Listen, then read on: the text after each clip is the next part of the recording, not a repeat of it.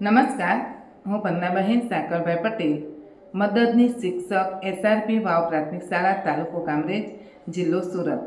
સૌપ્રથમ સર્વેને આજે ગણેશ ચતુર્થીની ખૂબ ખૂબ શુભકામના. ગજુ નથી મારું કે હું કોઈનું બુરું વિચારી પણ શકું, ગજુ નથી મારું કે હું કોઈનું બુરું વિચારી પણ શકું, મળે જો તક મને તો હું એનું થોડું ભલું કરી શકું.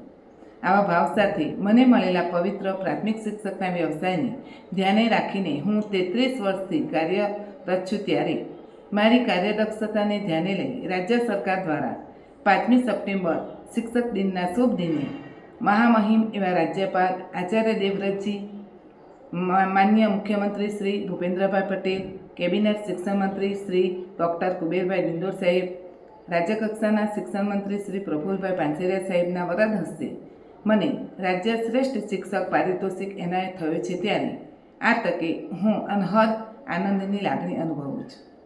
કહેવાય છે ને કે એક હાથે તાળી ક્યારેય પડતી નથી.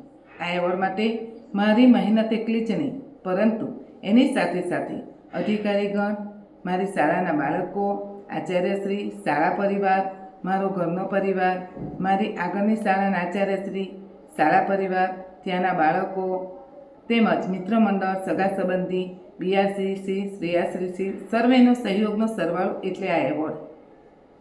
મને પ્રથમ જ્યારે પ્રતિભાશાળીનું પ્રમાણપત્ર મળ્યું, ત્યારબાદ તાલુકા શ્રેષ્ઠ શિક્ષક, જિલ્લા શ્રેષ્ઠ શિક્ષક અને અત્યારે રાજ્ય શ્રેષ્ઠ શિક્ષકનો પારિતોષિક મળ્યો છે. ત્યારે હર હંમેશા મને આપ સર્વે તરફથી અભિનંદન અને શુભેચ્છાઓ મળતી રહી છે.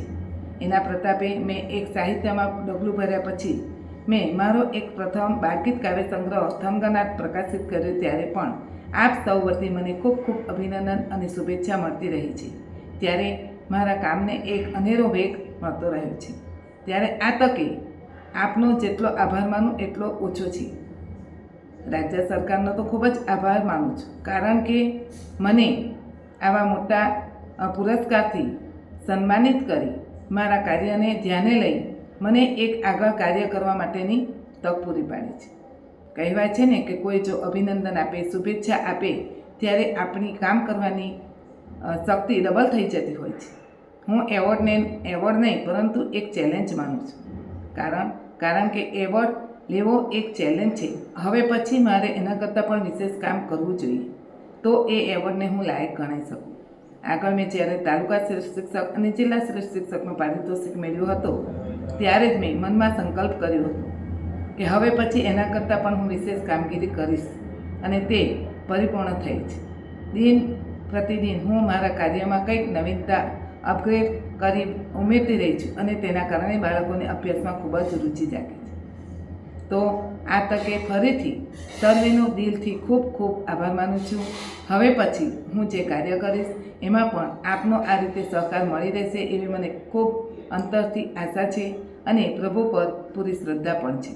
તો આ તકે ફરીથી ખૂબ ખૂબ આભાર માનું છું. અસ્તુ. જય હિન્દ, જય જય ગરવી ગુજરાત.